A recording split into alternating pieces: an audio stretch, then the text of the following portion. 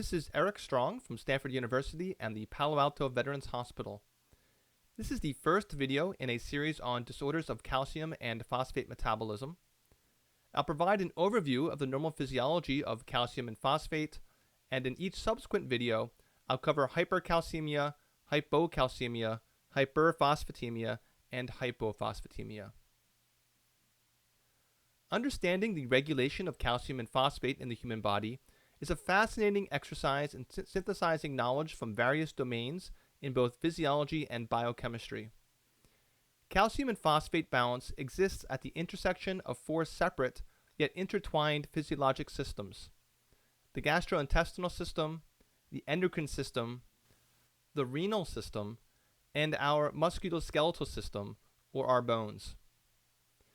Calcium and phosphate enter the system through the GI tract. Some is lost in the feces, while some is absorbed into the bloodstream. Both electrolytes undergo continuous exchange with mineral in our bones, as our bones are in a constant balance between resorption and formation, a process sometimes referred to as bone turnover. Both are freely filtered in the glomeruli of the kidney, where some is reabsorbed in the renal tubules, while that which is not reabsorbed is excreted in the urine. The endocrine system uses hormones to mediate the processes of GI reabsorption, bone turnover, and tubular reabsorption in order to keep serum levels of both calcium and phosphate normal despite fluctuations in intake and physiologic need. Pictured here in the dark pink are the four parathyroid glands in the neck, which play a critical role in this. For patients in net zero calcium phosphate balance, the amount of calcium and phosphate taken into the GI tract via food must be equal to the sum of that lost in feces and that excreted in urine. Within the body, there are different forms of calcium. At any given time, the vast majority of calcium is stored in the bones as a mineral called hydroxyapatite, which has the chemical formula to the right. The small minority of calcium in the plasma exists in three forms. Approximately 45% is in the free ionized form. Another 45% is bound to proteins, predominantly albumin. The remaining 10% is complexed with circulating anions such as citrate, sulfate, and phosphate. When measuring serum calcium levels, it's important to remember that only the free ionized form is physiologically active. Yet routine blood tests measure the total circulating calcium. While it's possible to measure ionized calcium directly, there are technical limitations and samples require special handling, which decreases precision and increases costs as compared to total serum calcium. Due to the fact that a large fraction of serum calcium is bound to albumin, the serum calcium level should be corrected in states of hypoalbuminemia. The most commonly cited correction formula states that the corrected calcium equals the measured calcium plus 0.8 times 4 minus the serum albumin. Thus, whenever a patient with low albumin initially appears to have low calcium, in practice it usually corrects into the normal range, corresponding with that patient having a normal ionized calcium level. As with calcium, there are also different forms of phosphate in the body. Most is also stored in the bones as hydroxyapatite. Of the remainder, most is intracellular as a component of phospholipids in cell membranes, DNA and RNA, and the energy-storing compounds of ATP and ADP. The small fraction of phosphate that is in the serum exists as circulating phospholipids and inorganic phosphate. Inorganic phosphate consists of HPO4 and H2PO4 in a 4:1 ratio at a pH of 7.40. The sum of HPO4 and H2PO4 is both what is physiologically active and what is typically measured in routine blood tests. A few minutes ago, I mentioned that the endocrine system mediates the processes of calcium phosphate balance using hormones. There are two major relevant hormones. The first is parathyroid hormone, usually abbreviated PTH. This is an 84 amino acid polypeptide, which is produced by the parathyroid glands. Its net effect is to increase serum calcium and decrease serum phosphate. The other major hormone is calcitriol, also known as the active form of vitamin D. This is derived from diet or from a cholesterol-derived precursor with help from ultraviolet light. formation of calcitriol also requires enzymatic steps in the liver and kidney. Its net effect is to increase both serum calcium and serum phosphate. Let me talk a little bit more in depth about each one. PTH is synthesized and is secreted by the chief cells of the parathyroid gland. Its secretion is primarily regulated by serum calcium. Elevated calcium inhibits PTH synthesis and release. Decreased calcium stimulates it. The curve of how PTH secretion relates to serum calcium is important. Over the range of normal total calcium levels of about 8 to 10.5 milligrams per deciliter, the relationship is relatively linear. However, when serum calcium is below normal, serum PTH secretion is maximized at around 100 picograms per milliliter.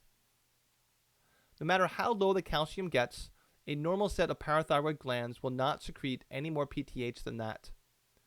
Likewise, no matter how elevated above normal your serum calcium rises, PTH secretion will never be fully suppressed. The role of magnesium in PTH regulation is complicated and not completely understood.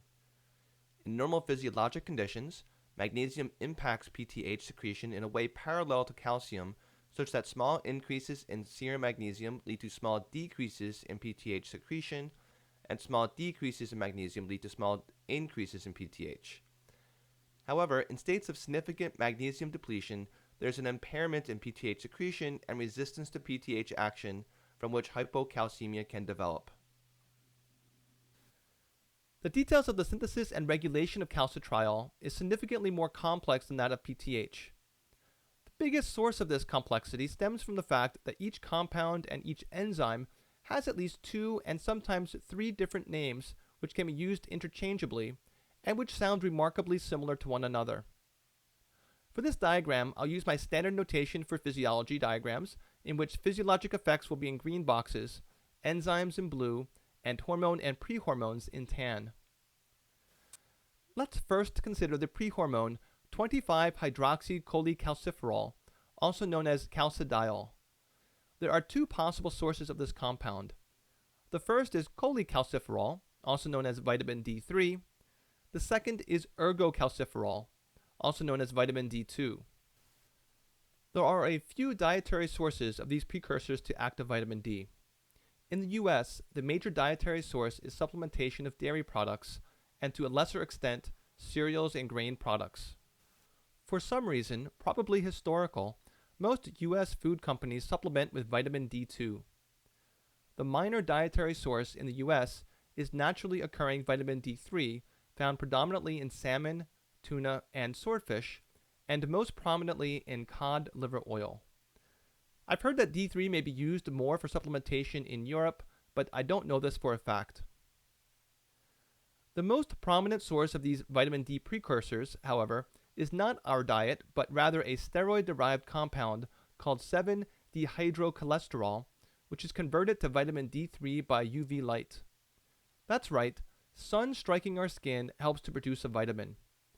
As an interesting historical footnote, in London during the Industrial Revolution, the combination of fog and thick industrial smog led to an extraordinarily high incidence of rickets, a childhood bone disease caused by vitamin D deficiency, possibly the first widespread disease caused by environmental pollution. I'll mention also that the conversion of vitamins D2 and D3 to calcidiol occurs in the liver with the assistance of an enzyme usually called vitamin D25-hydroxylase, but occasionally also known as cytochrome P450-2R1. The final step in this pathway is the most important and the one that's actively regulated. This is when calcidiol is converted to 1,25-dihydroxycholecalciferol, also known as calcitriol, or active vitamin D. This occurs in the kidneys and requires vitamin D1 alpha hydroxylase, also known as cytochrome P450-27B1. 1-alpha hydroxylase is inhibited by calcitriol itself, a form of negative feedback that prevents overproduction of the reaction's product. And an important link between calcitriol and PTH is that PTH increases the activity of 1-alpha hydroxylase. In addition, low serum phosphate also stimulates this enzyme, and it's inhibited by high serum phosphate.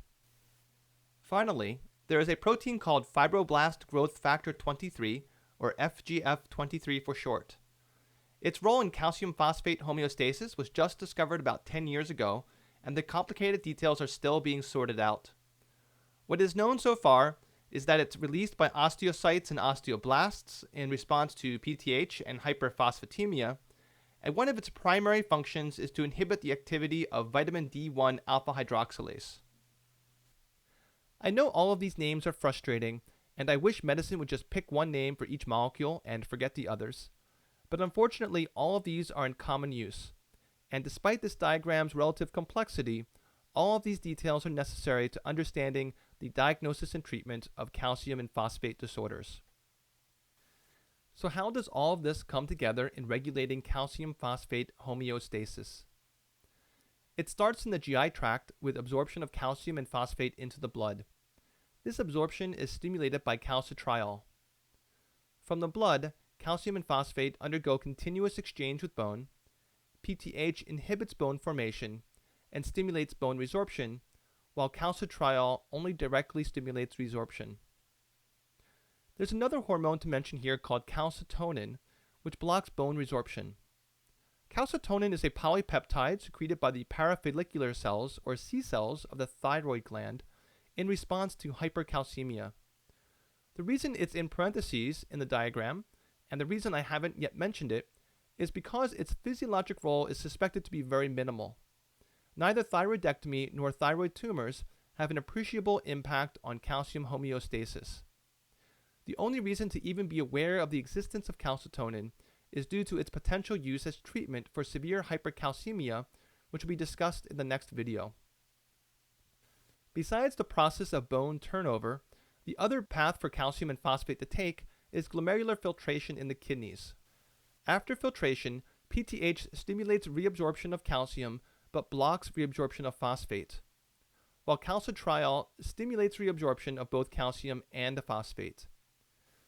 The reason that it's critical for PTH to cause phosphate excretion in the urine is because otherwise, if calcium and phosphate were reabsorbed in equal amounts, they would just complex with one another, leading to no net increase in the free ionized and physiologically active form of calcium. In addition, FGF23 inhibits phosphate reabsorption in the renal tubules, which is probably its most important function. As its expression is stimulated by hyperphosphatemia, this function in the kidney acts as negative feedback to regulate serum phosphate. So in summary, as I mentioned near the beginning, the net effect of PTH is to increase serum calcium and to decrease serum phosphate, while the net effect of calcitriol is to increase both serum calcium and phosphate. An empiric feature of this complex homeostatic system is that both PTH and calcitriol, but particularly PTH, have a greater clinically relevant impact on calcium levels than on phosphate. In other words, it's common for a patient presenting with manifestations of an abnormal calcium level to be ultimately diagnosed with a primary problem of either PTH or calcitriol. However, it's rare for a patient presenting with manifestations of an abnormal phosphate level to be ultimately diagnosed with one of the same. There is one final physiologic mechanism to mention, which further links the endocrine and renal systems. This is the effect of pH on calcium phosphate metabolism. In addition to its regulation by calcium, PTH is also regulated by acid-base status. Decreased serum pH, that is, a state of acidemia, leads to increased PTH secretion. PTH acts on the renal tubules to increase urinary excretion of phosphate, which then increases the buffering capacity of hydrogen ions excreted in the late distal tubule. With more hydrogen ions buffered, more hydrogen ions can be excreted, and thus serum pH is increased closer to normal.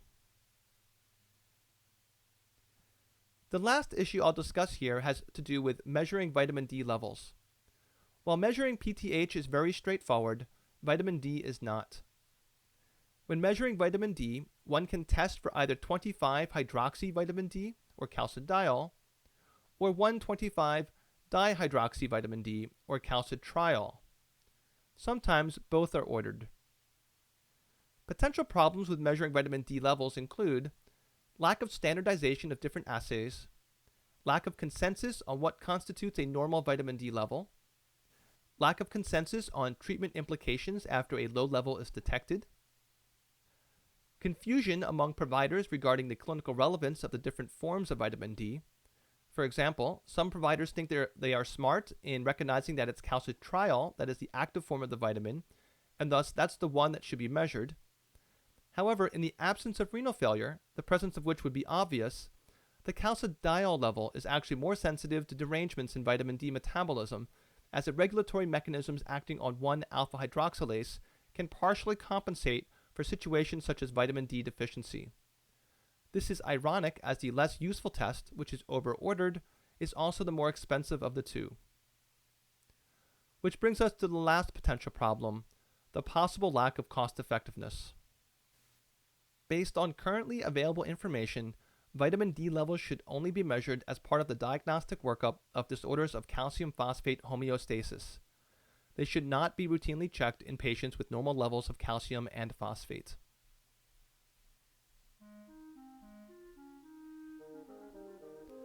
That's it for this video on the normal physiology of calcium and phosphate metabolism.